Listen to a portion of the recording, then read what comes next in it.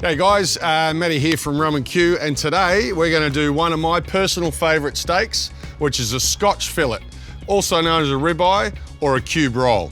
So we're going to do this thing as a whole piece. We're going to hang it in the pit barrel. We're going to build some flavour. When we get it to a rare temperature, then we can start staking it up, and then we're going to sear it off in the Kamado. So if you're ever doing a party and you've got a lot of mates around and everybody wants a different steak, all right, this is going to be the easiest way to do that. So you can get your guy that wants the rare, no problems. We can get the guy that wants the medium, and the guy that wants the well done, well, he's out doing the dishes. So today for the scotch fillet, the weapon of choice we'll be using is the pit barrel. Pit barrels are really easy to use. Not so much a temperature type dial in sort of thing. You really just set it up, have a look at where it's running. We will run an internal probe just to monitor things, but really you just kind of adjust your cook to the pit barrel. So very versatile again. I mean, it's got loads of hanging space. We can also put racks in it, but really it's a bit of a set and forget sort of a rig. Okay, so we've got our cube roll, scotch fillet. There's not a hell of a lot to do to this guy. We've got a little bit of fat on the outside. We've even got some silver skin, but because we're going to be cutting it crossways, we're not really going to bother too much with that. We're just going to get rid of some of the daggy bits. These little bits will just burn anyway. Get rid of some of this hard white fat. Wouldn't be too concerned though. All these bits are really going to add to that bark. It's going to look really gnarly, really flavorful. So because this is going to be a relatively short cook, we're talking maybe an hour or so on the smoke, we're going to use our black rub here, our blackout, and that's going to help build bark really, really quickly. All right, so we're just going to come over the top. Now, how much rub do you use? Just whatever you would normally do with salt and pepper. Basically, you're just looking for a nice uniform layer. Make sure you get the ends. Now, there's plenty of salt in this rub. So what that's job is going to sit on the surface of this scotch fillet, and it's going to open up some of those pores and allow the smoke in. So I'll let this sit now for about an hour, just in somewhere shady, and we'll come back. That'll be nice and moist on top, and we'll put some hooks in it and put it straight in the pit barrel. So this is going to be a relatively easy, quick cook today. So for that reason, I'm going to be using our lump charcoal. This is going to give us some good heat. It's going to give us great flavour because it's a natural product. And on top of that, just for a bit of extra flavour, we're going to run one of my favourite woods, which is Pohutukawa. So there's a couple of ways we can light charcoal. You've all seen the chimney starter. It's a column that you put the charcoal in, light a small fire, and it catches the rest of the charcoal pretty easy. But today, my tool of choice is going to be the Fireboy. It's a gas torch. We turn it on at the bottle, give it a little bit of gas, start it there, and we can get it done pretty quickly. This guy's really simple to light. It comes with a horizontal grill. We'll remove that. There's no baffle plate to worry about in this thing.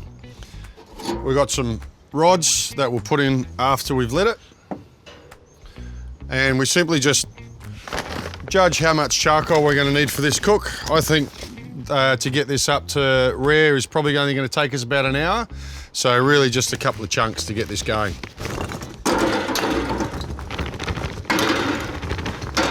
We're just looking for a few pieces that have ashed over. We don't want to light the whole thing on fire because we're going to have a very, very hot pit. So less is more, bring the temperature up nice and slowly. We're just going to add a little bit of Pohutukawa just to give us a little bit more smoke. We put one in the middle where the fire is, and then one off to the side, and that'll catch later on. Okay, we're just going to open the vent a little bit. We're going to install our rods. Now these rods, believe it or not, do act as a bit of an air vent as well. So if I put the rods in the hole, there's less oxygen coming through. So right now, that's about as closed down as you're going to get. And then the pit barrel will find its own temperature. So we'll leave that for a couple of minutes, get that smoke getting a little bit clearer, and then we'll come in and we'll hang our scotch fillet in there. Okay, so for hook placement, you want to make sure that you get as deep into the meat as you can, just so it doesn't fall off mid-cook. Okay, so we're going to come down this end here. This is the leaner of the end. So because we're going to be closer to the fire there, although pit barrels do give you a consistent heat all the way through the meat, I'd rather have the thicker, fattier end near the fire.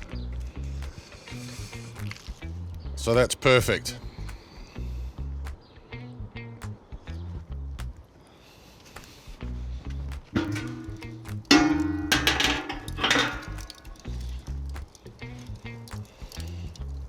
Today we're going to use a wired probe.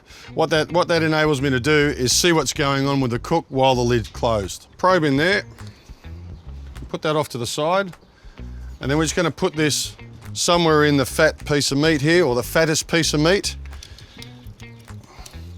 Close the lid, and then I can keep an eye on it with the lid closed.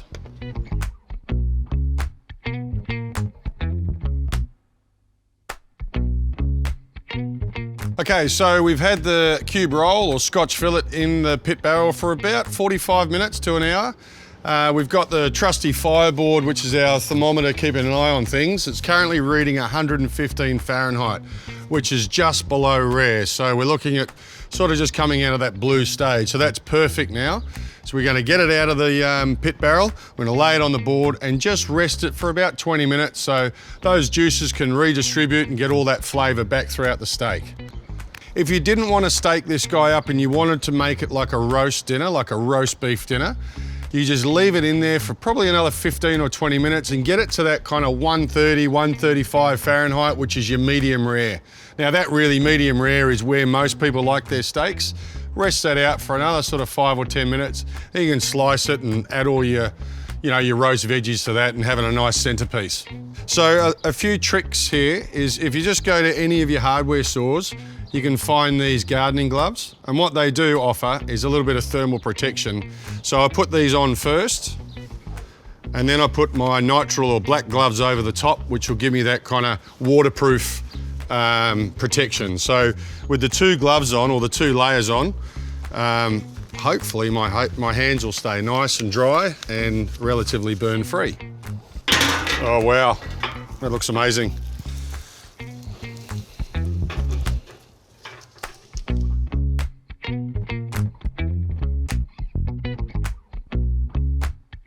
All right, so our scotch is done. It's at 125 Fahrenheit, so that's rare. So for anyone that wants a rare steak, this is your moment, all right? We're gonna take these for a little bit further to get them to medium rare. The reveal. Straight in the middle.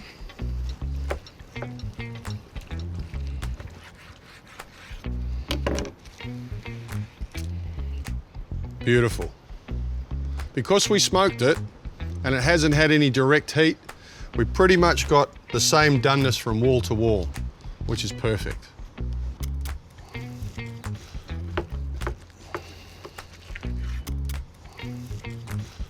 So we got two nice, juicy scotch fillet steaks. Perfect. So now, just a little bit more flavour. And what we're going to do now, by introducing it to the heat, we're going to do something that's called a Maillard reaction. So all of the sugars are going to caramelise in this steak, which is going to elevate this flavour just one more, probably 10 more notches up, okay? Apply our blackout rub again, just a little bit to each surface. The coals are beautiful and hot. This thing's at over 700 Fahrenheit now. So we're going to put these straight on. And we only need a minute or so each side. We don't want to cook this thing anymore. We just want to caramelise the surface. They will get stuck to the grill because the grill is so hot. So again, with these double glove system that I've got here, I can just move them around very, very easy. Tongs are good, but sometimes tongs will slip and take chunks and rub off the meat. So gloves are great for that. You can see that fat just sizzling away on the surface there, and that's what we want. We want those sugars caramelizing.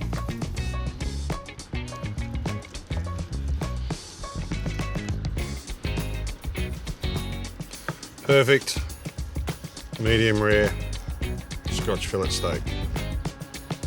Now, my favourite bit, taste test.